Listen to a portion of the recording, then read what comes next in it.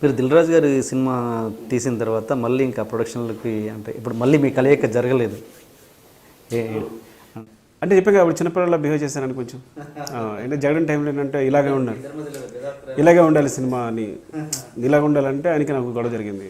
ఊరికే చెప్తా సరదాగా, ఇప్పుడు ఇది చిన్నపిల్లలు, నేను చిన్నపిల్లల బిహేవ్ చేస్తాను యాక్చువల్గా చెప్పాలంటే. అంటే కుదరదు, ఇలాగే ఉండాలి సినిమా, ఇలాగే చేస్తాను నేను అదే అని చెప్పి.